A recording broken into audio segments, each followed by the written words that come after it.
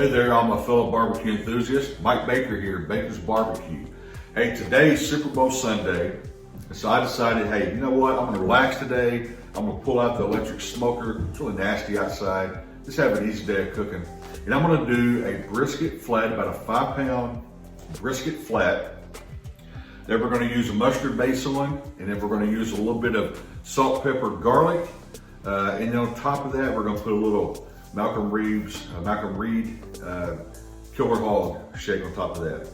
So we're gonna cook this at about 260, 270-ish over Hickory, Mesquite wood, bringing the internal temperature of the brisket flat up to between 203 and 205. When that's done, we're gonna then put it in a dry cooler, let it rest for a couple hours, and then we'll get ready to get it sliced up and ready to serve. So let's sit back and enjoy. Hope you guys are having a good day, and let's get to cooking.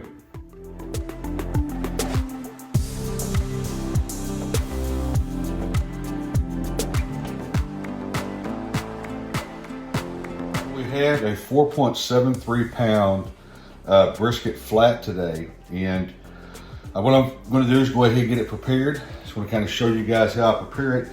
Now, when you buy a brisket flat like this, a lot of the trimming is already done for you, and that's in the case with this one here. So there's not near as much trimming you got to do as if you would if you bought a full brisket, full pack of brisket. So what we're going to do is we're going to trim up a little bit of the excess fat, and we're going to use some yellow mustard, just some basic yellow mustard. It's going to be our base. Then I'm going to use a little bit of Jane's Crazy mixed up salt. It's kind of a salt, pepper, garlic, SPG kind of mix. And then I'm going to use some of Malcom Reed's Killer Hog. So, and we're going to season this up. We're going to let it set overnight in the fridge. So I'm just using an old tin that I had, that I cleaned up, a little bit of foil inside of it. The reason I did that is I use these tins quite often. I reuse them. And I put some foil on the bottom just in case there happened to be a small hole or puncture or whatever in that. So what we're going to do now is we're just going to trim some of the excess fat. Hopefully you can see it. Like I said, there's not much at all on this one here. So just a few small pieces. Like here's a small piece right here. It's going to go in. Just want to kind of trim that back. If you had a full pack of brisket, you would have some pretty heavy chunky pieces that you want to take off. And some of this stuff can stay. You just don't want to have the big chunks, because the big chunks are just so big they don't render down, and they end up just being a big fatty cap. So really there's not much more on that side there at all that we're going to worry with. We're going to take that piece there off just to clean it up, and then I'll stick that to the side. In just a second. Okay. Go ahead and pat that down with a paper towel. You also get some of that excess moisture off from where it's been packed in the vacuum pack. Go ahead and flip it to the other side here.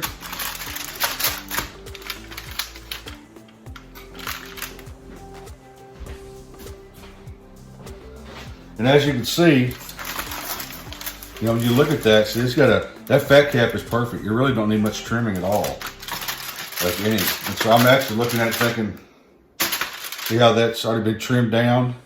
Got a perfect layer to it. I'm actually not even going to, there's no more trimming I'm going to do to this. I want to leave this on here, so clean that up there real quick. Just any loose little straggles I see. Go ahead and take another paper towel and kind of damp this down a little bit more. Get some of that excess off of there. You just want to get that excess moisture off that the brisket came packed with, and that way you put your binder on, you get a good grip with your binder. So from there, I'm going to go ahead. And I'm going to be cooking this on I'm going to be cooking this where the heat's going to be from the bottom. So I'm going to go ahead, I'll have fat side down in my smoker. So I'm going to go ahead and season the fat side first. I'll flip that over and I'll season the unfat side, and that'll be the way I put it on the smoker. So usually the way I put it on the smoker fat side up or fat side down, depending on the smoker. That's how, when I get done seasoning it, that's how it'll be setting in the pan as it's setting overnight. That way it's easier to take it out and get it ready. Or put it on the smoker. So let's take a little bit of mustard. Don't take much, just a little bit there. Just rub that around. And like you've heard me say before, make sure that it's smoothed out. You don't want big areas of it sitting like in a big pool of mustard, because if that happens, it won't form a bark, and you want that bark to form. So just kind of get around the edges.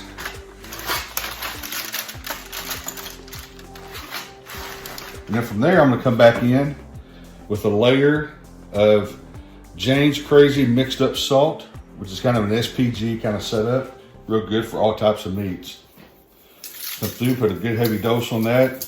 Brisket can handle a lot of seasoning, so don't worry too much about overdoing it, because it can handle a lot. And a lot of it cooks off during the cooking process too, so make sure you get around the edges real good. A little bit tricky, you just have to kind of take your hands there and kind of play with it.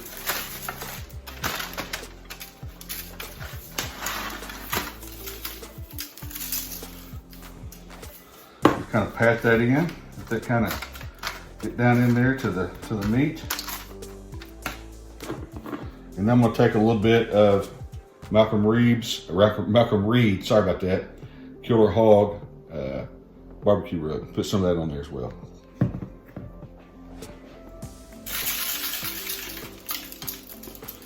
And this Killer Hog does a really good job. It's got a really good color to it.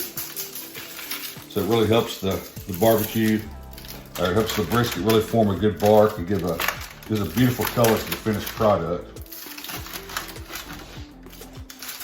So I do the same thing, just walk it all the way around. Sometimes I just spin it like that, makes it a little bit easier. There's no real science to this. I mean, there's no perfect way to do it. It's just kind of like a kid, you know, when you're a kid playing in the mud, you just go in the mud and you play. So that's really what it boils down to, is get you a good coat on there, get it looking good. Now I'm just gonna flip it over to the other side. I'm gonna do the same process. We'll put a little bit of mustard on here. Rub all that mustard in. It's gonna give it a good base, so that whenever you put your dry rub on, it'll adhere to it real good and stick. And it helps it to actually start overnight. When you season like this overnight, the seasoning actually starts going ahead and creating a bark on there. It's kind of odd how that works, but it goes ahead and starts drying certain parts of the meat out and start forming you a good bark.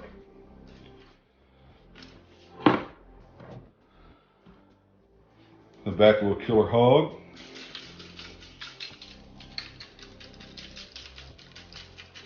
Pretty good layer there. So as you can already see, it's already looking good. I'm just gonna kind of rub that in. Just push that down in the meat. And this is, I may have said it earlier, this is about 4.75 pounds. So I'm not quite sure yet on cooking time, but if I was going to guesstimate this based upon all the ones I've cooked in the past, I'm thinking somewhere probably between 6 and 8 hours cook time, and then probably another 2 hours of rest in the cooler. So anywhere between 8 to 10 hours total for cook time, rest in the cooler. And we'll be cooking this somewhere around 250 to 275 over some Hickory and Mesquite in direct heat. So let's go get this thing.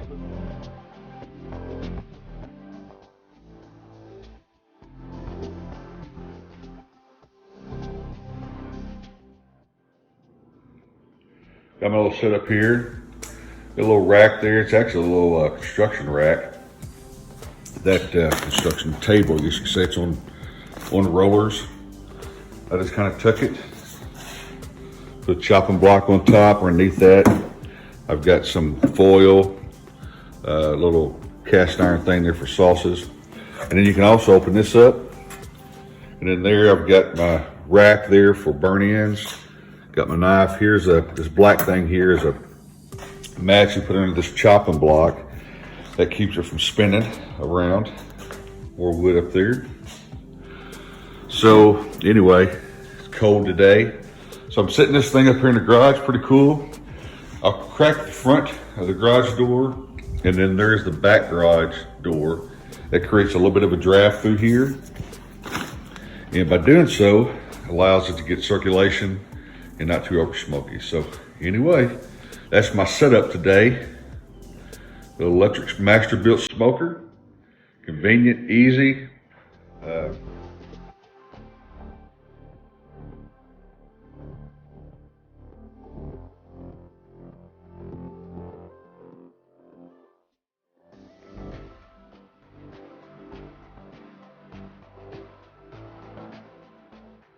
All right, so the brisket has come up to approximately 169 degrees in the center.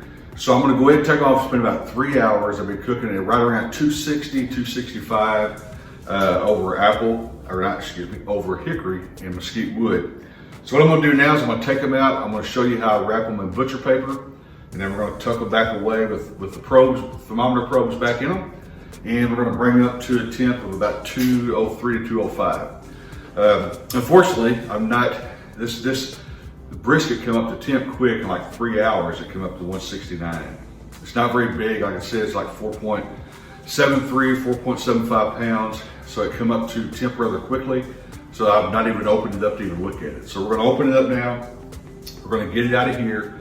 We're going to get it onto the butcher paper, get it wrapped up, and we're going to get it put back in the smoker. So let's see how it looks here.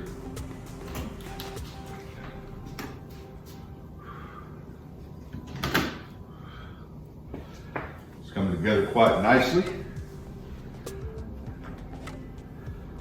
Take out the probe so I can reinsert those here shortly. I actually come up to temp a little quicker than what I had anticipated.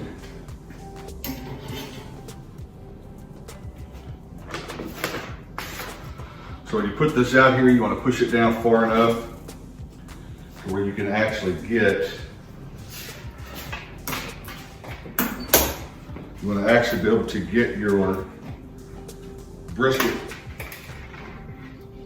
butcher paper to do one wrap over the top. And let me show you what I'm talking about here. So you want to be able to get this up over the top like that and get to the back side of this brisket right here. So what you're going to do is you're going to do that. You're going to fold the edges over. You get back just a little bit. You're going to fold these edges over, kind of crease them out like that on both sides.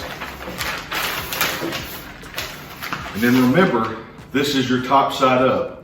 So you're going to want to flip once and you're going to flip twice because you want it back in the same position that it was in when it was in the smoker originally. So we're going to go over once, just like that. We're going to go over, I'm actually going to need to tuck.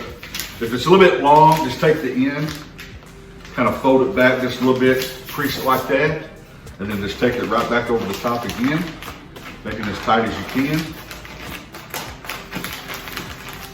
And that's all there is to it. I brought this ice pick out because I'm going to actually put my probes back in this. And sometimes it's hard to get the actual thermometer probes to go back through a couple layers of this. So I like to take an ice pick, make me a hole in here about the center. Gives me a start there.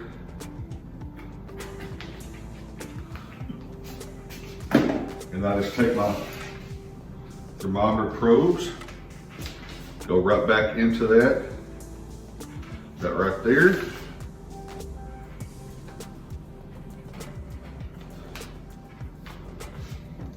And we got it back in the center. So now we're just going to take this brisket wrapped up and we're going to put it back in the smoker.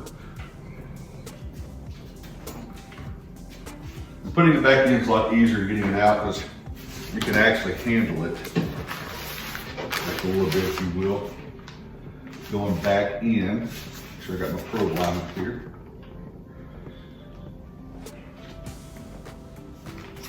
All right, let's see, I got it's number 2, and this is number 1.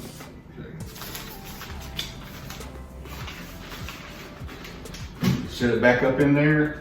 Get your the wires out of the way where you can get your door shut. Shut your door back down. And that's all there is to it. Now we're just going to wait.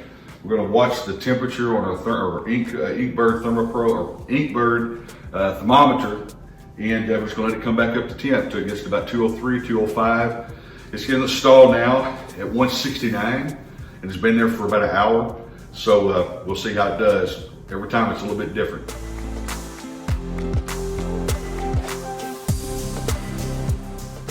All right, everybody, so our temperature is hit 205 in the center. So I'm gonna go ahead and take these briskets off. I'm gonna put them in a little aluminum foil bolt, and I'll put them inside my cooler. And inside my dry cooler, they're gonna sit in there for about 2 hours. So let's go ahead and get these things off. They smell, thought smoke coming out of there. They smell really good, really good. All right, so the first thing I'll do is I'll get my temperature probes out of there.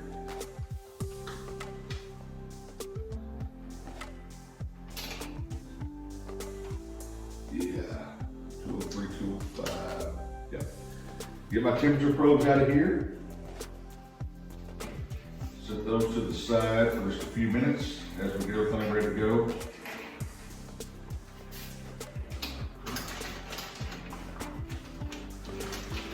Take the brisket out, set it like that. Get these probes out of the way here, shut this back down.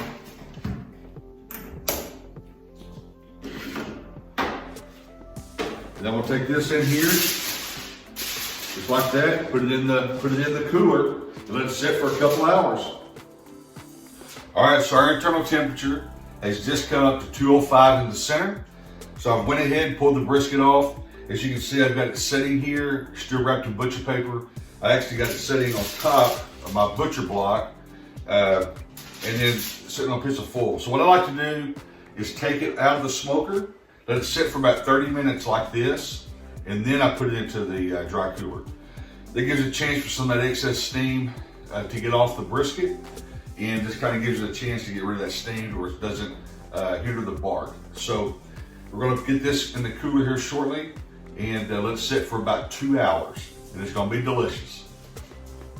And while this is sitting here for the next 20 or 30 minutes or so, before I put it into the actual cooler, I just want to share a couple thoughts about the electric smoker, the Masterbuilt electric smoker. I want you to keep in mind that using a Masterbuilt electric smoker is not really much different than using a pellet smoker. With a pellet smoker, you got your auger that moves your fuel source into a firebox that then has an electrical firing mechanism with a small fan that kicks on, gets those pellets hot, creates a heat source, and then as that gets to the upper limit of the temperature that you have to sit at, it turns off and lets it smolder as it comes back down below the set temperature, which creates a lot of smoke, okay? An electric smoker has an electric coil and a little firebox as well. But what happens is you put in your chips into the firebox, which sits above the electric coil. The electric coil kicks on and off depending on the temperature. So if you have it set at say 260, it's going to run between about 255 and about 265. It just floats back and forth.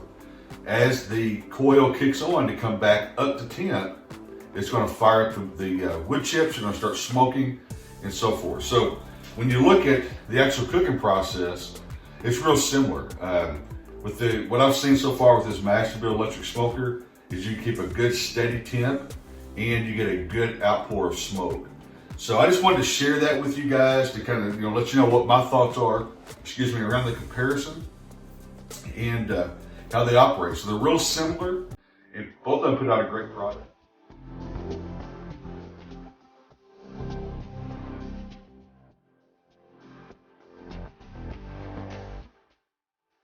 So as you can see, we got the brisket all done, and we let it sit while it go and rest, as you guys know. So I'm fixing to cut into it. It's a small brisket, not very big at all, 5 pounds. When we first started cooking it, and it's shut down. It's probably 4.5 pounds now, small brisket. So let's cut into it and let's see how it does.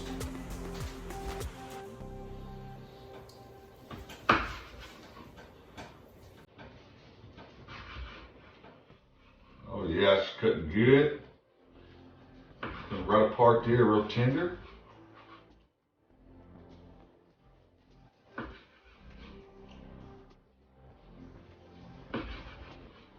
Nothing better than a good brisket.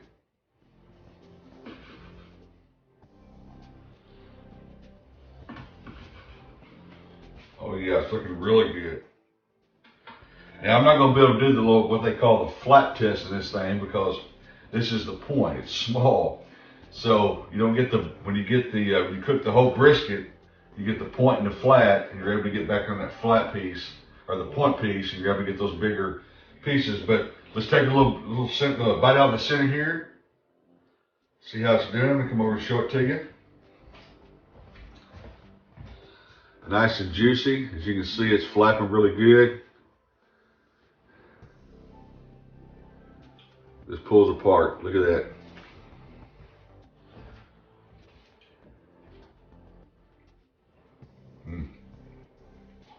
Absolutely delicious.